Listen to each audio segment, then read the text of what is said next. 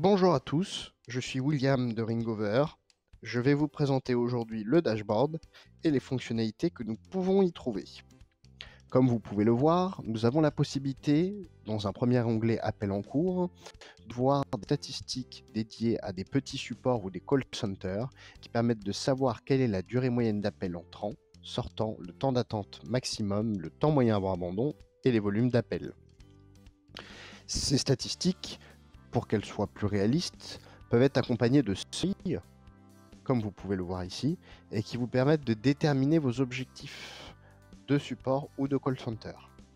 Vous pouvez également ici voir qui est actuellement disponible et sur quel type de device, comme ceux qui sont en snooze ou qui ne sont pas connectés.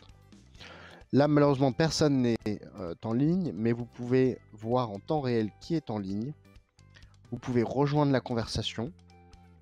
Vous pouvez parler avec votre collaborateur et l'interlocuteur, comme vous pouvez murmurer. Cette fonctionnalité a un avantage pour les supports, les call centers ou les équipes sales, c'est la possibilité de faire de la double écoute en temps réel pour du coaching. Ensuite, vous avez l'ensemble des logs d'appels disponibles et qui vous permettent de récupérer finalement les enregistrements, les tags, etc. Ces informations sont évidemment exportables. Pour la partie sales, il y a des statistiques plus précises. Vous pouvez globalement avoir des durées moyennes d'appels par team avec les pourcentages d'appels manqués et pourcentages d'appels décrochés. Mais ces statistiques peuvent être filtrées pour plus de détails. Il suffit simplement d'aller modifier les filtres. Et lorsque vous les modifiez, vous pouvez choisir quel type d'appel et pour quelle personne, à partir de quel standard, sur quelle date, etc. On peut aller de manière très précise. Ces filtres sont évidemment disponibles pour les logs. Là, elles sont globalisées, et lorsqu'elles sont globalisées, vous avez quand même une vue d'ensemble pour chaque collaborateur, pour toute l'équipe, et vous pouvez après aller voir dans le détail sur les appels entrants, manqués, décrochés, sortants. Pour la partie numéro, c'est simple. Lorsqu'une entreprise crée un compte, elle doit d'abord ajouter des numéros à sa team. Donc il lui suffit d'aller dans Numéros, ajouter un numéro, et de choisir quel type de numéro elle souhaite. Un 09, un numéro national, ça peut être un numéro mobile, nord-ouest, sud-ouest, ça peut être un numéro étranger, il n'y a pas de limite. Pour les numéros étrangers, il faut évidemment justifier d'une adresse dans le pays pour que cela soit valable.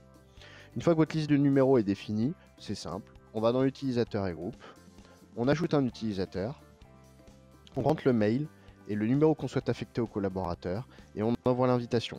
À partir de là, la personne reçoit un mail qui lui permet d'activer et d'avoir son téléphone virtuel en temps réel.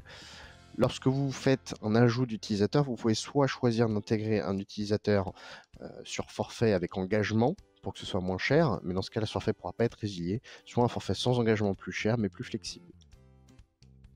Les standards vocaux, il vous suffit de récupérer un numéro dans ceux que vous avez créés en amont, de l'associer à un standard, et lorsque celui-ci est créé, de définir un planning horaire et de créer des scénarios. On peut créer des menus vocaux avec des tapés 1, tapé 2, tapé 3. Il suffit ici d'intégrer un digit. Voilà, donc soit étoile, soit dièse. Vous pouvez renvoyer les appels directement vers des utilisateurs Ringover, comme vous pouvez le faire vers des numéros externes ou vers des call centers, moyennant finance évidemment. Vous pouvez le voir ici. On peut créer autant de scénarios qu'on le souhaite. Il n'y a pas de limite, on peut boucler. Pour les annonces vocales, pareil, c'est relativement simple. On choisit son texte, on choisit son type de voix, son type de musique, donc soit une des nôtres, soit une des vôtres. Vous écoutez, ça mixe, vous l'enregistrez et vous avez du coup votre standard vocal. Voilà, si vous avez des questions, n'hésitez pas à revenir vers le support. Pour la partie conférence, pareil, on a ajouté les numéros en amont, donc on l'intègre à une conférence qu'on a créée.